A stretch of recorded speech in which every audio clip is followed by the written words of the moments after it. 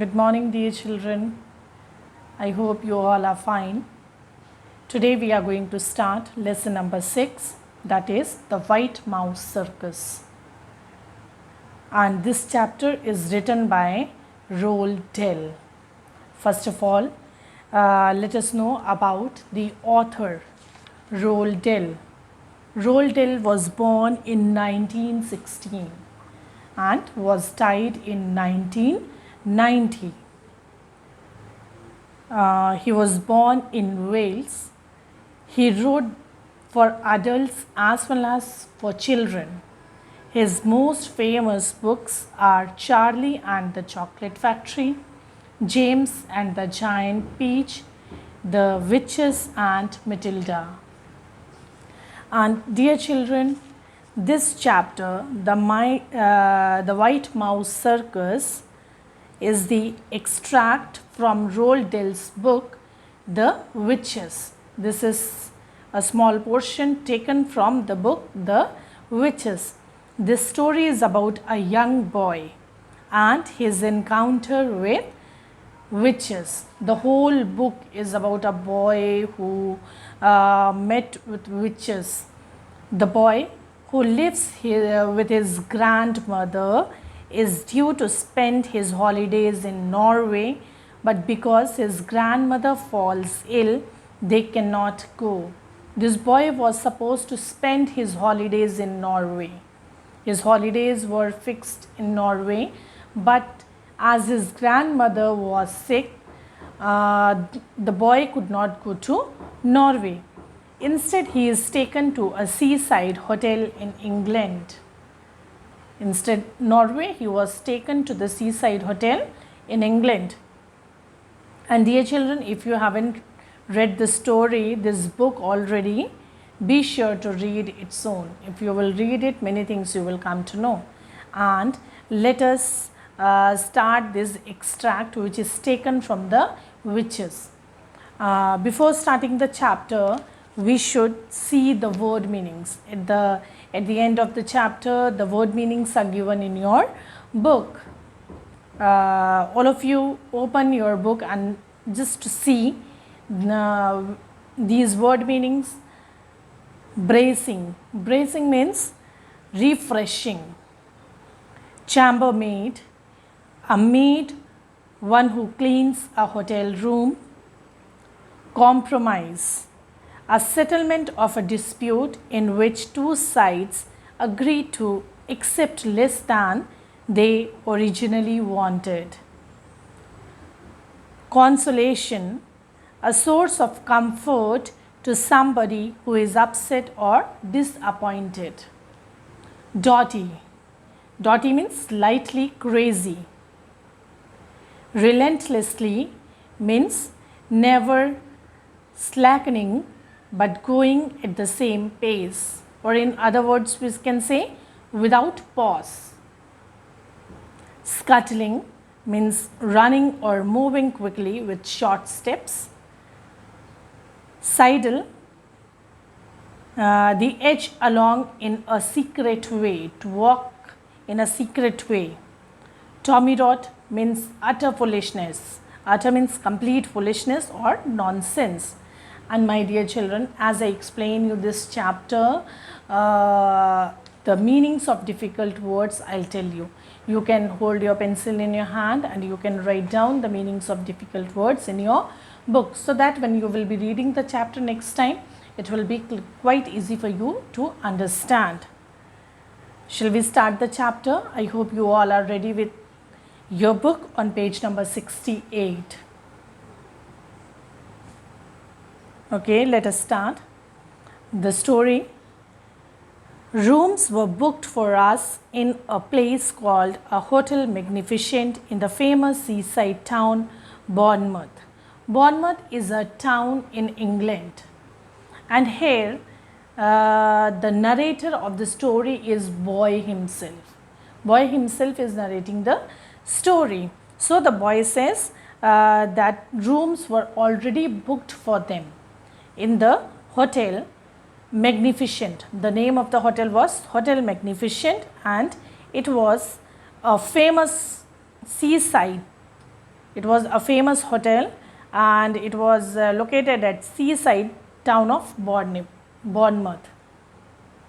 Bournemouth, my grandmother told me, was full of old people like herself. As his grandmother told him, most of the old people were living in Bournemouth. Why? What was the reason?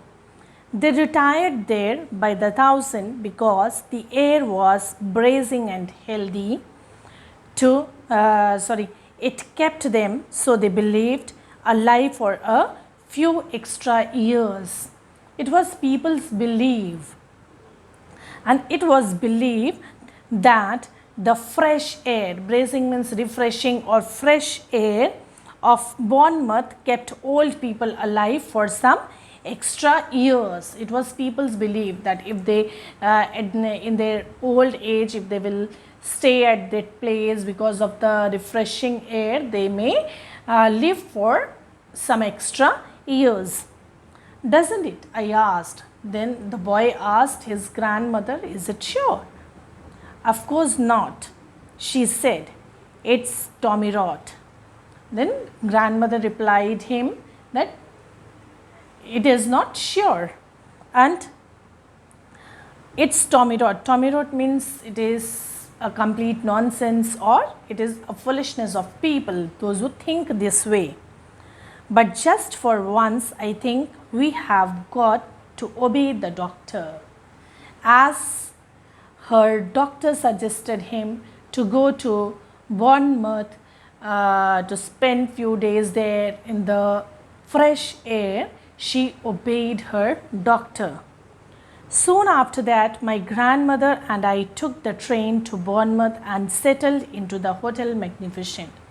And very soon, the boy and his grandmother took the train and they shifted to the Bournemouth and they settled into the Hotel Magnificent. It was an enormous white building on the seafront and it looked to me like a pretty boring place to spend a summer holidays. Finally, he was shifted with his grandmother and it was an enormous white building. Enormous means very big building it was, and it was on the sea front and looked for the boy a quite boring place. Actually, children want to go in an open area. They want to spend their holidays in different manner, but here everything happened with him opposite of his thoughts. I had my own separate bedroom, but there was a door connected my room with my grandmother's room. Though he was having a separate bedroom for him, but his room and grandmother's room were connected with each other. Just before we left for Bournemouth, my grandmother had given me as a consolation a present of 2 white mice in a little cage, and of course I took them with me. Before leaving for Bournemouth, he was giving a consolation prize by his grandmother. Consolation prize means the prize which gave comfort to the people. So this consolation prize, what was the prize? 2 white mice in a little cage were given to the boy by the grandmother. They were terrific fun, those mice. Terrific means extremely or excellent fun for the boy. I called them William and Mary, and the boy gave them names, William and Mary. And in the hotel, I set out right away teaching them to do tricks. And after reaching in the hotel, he carried the mice with him and started teaching them some tricks. The first trick I taught them was to creep up the sleeve of my jacket and come out by my neck. Then the first trick which he taught him was to creep up the sleeve of my jacket, from the sleeve of the jacket, and come out by my neck. The mice used to creep from the sleeve of the jacket and coming out of the neck. Then I taught them to climb up the back of my neck onto the top of my head. Then the second trick he taught the mice was from the neck, climb from the neck to the top of the head. I did this by putting crumbs in my hair. How he taught this trick? By putting some crumbs. Crumbs means very small pieces of dry food. He kept some tasty food on his head, in his hair, and with the smell of that, the mice used to climb onto the head.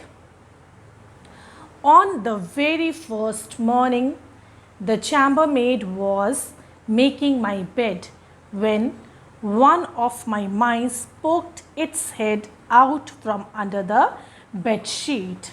And one day, the chambermaid means the maid who cleaned the rooms in the hotel. And one morning, when the chambermaid came into the room to clean up, and when she was making his bed, one of my mice, one mouse, just poked its head. Poked means pushed sharply. He poked his head out from under the bed sheet. The maid let out a shriek that brought a dozen people running to see who was being murdered. Shriek means a loud scream. When the chambermaid saw the mouse, she shouted, she screamed in such a way as somebody is being murdered at that place, and the dozen of people were gathered in the room. I was reported to the manager. The boy who was keeping a mice with him was called in the manager's office. There followed an unpleasant scene in the manager's office with the manager, my grandmother, and me. One grandmother, the boy, both of them went to meet the manager. Very unpleasant scene happened in the manager's room. The manager, whose name was Mr. Stringer, was a bristly man in a black tailcoat. The manager, his name was Stringer and was bristly. Bristly means who is rough and rude in his behavior, and was wearing a black tailcoat. Tailcoat means the coat which is little long from the back side. I cannot permit mice in my hotel, madam, he said to my grandmother. Then the manager said to grandmother that the mice are not permitted in the hotel room. How dare you say that when your rotten hotel is full of rats anyway? My grandmother cried. Grandmother also shouted in anger, and she said that how can you say that? Grandmother also started putting blame on manager. She said that how dare you say that when your rotten hotel, rotten means spoiled hotel, is already full of rats, full of mice. Rats, cried Mr. Stringer, going mauve in the face. There are no rats in the hotel. Going mauve in face means to be angry, getting angry. Then manager said, rats? There are no rats in our hotel. I saw one this very morning, my grandmother said. Grandmother said, one rat I saw this morning. It was running down the corridor into the kitchen. It was running down the corridor. From the corridor it entered into the kitchen. That's not true, cried Mr. Stringer. Mr. Stringer also said, no, that's not true. There are no rats in our hotel. You had better get the rat catcher in at once. My grandmother said, before I report you to the public health authorities. Then she said, better you call the rat catchers to catch the rats from your hotel. Otherwise, I'm going to report to the public health authorities. She said that whether he should call the rat catcher. If he is not calling, she will be reporting to the public health authorities. I expect there's rats scuttling all over the kitchen floor and stealing the food off the shelves and jumping in and out of the soup. Scuttling means running with short steps. Scuttling means running with short steps.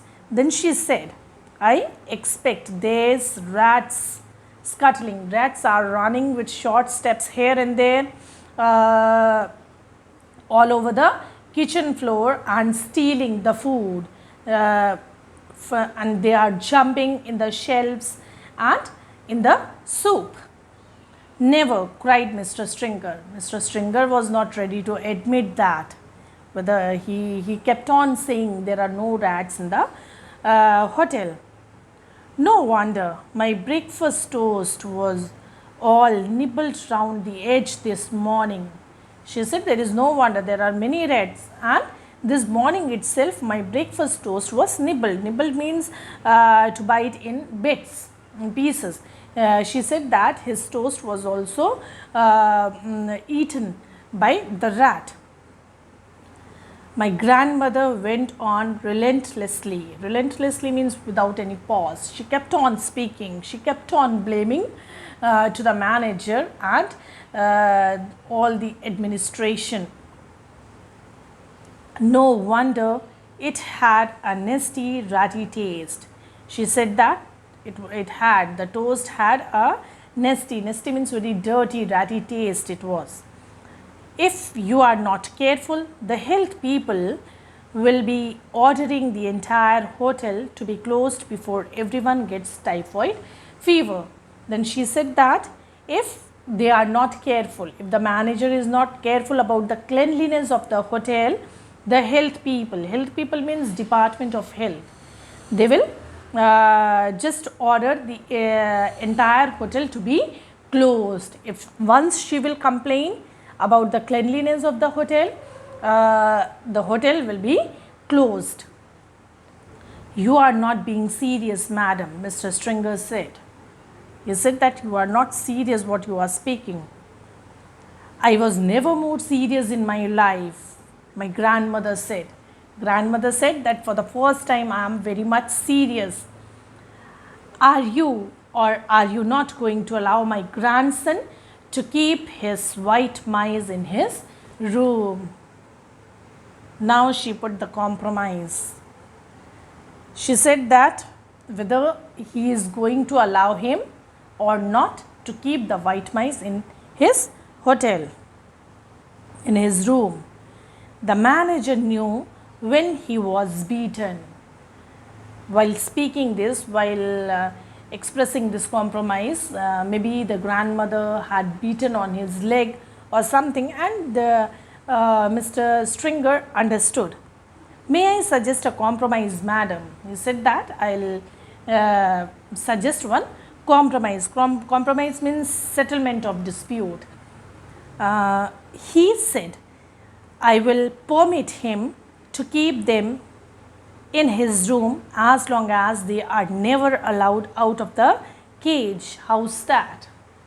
Then manager said only in one condition he may allow the boy to keep his mice with him in the hotel room, was he can keep, but he cannot take them out of the cage. All the time the mice should be in the cage. This was the settlement, this was the compromise. That will suit us very well, my grandmother said, and she stood up and marched out of the room with me behind her. Then grandmother was so happy with this compromise, and she said that they are ready. They will not bring out the mice from the cage, and then they left the manager's room and marched towards their room. I hope, dear children, this much you understood. You read this chapter twice, thrice and understand it, and learn the meanings of difficult words and the spellings also. Thank you.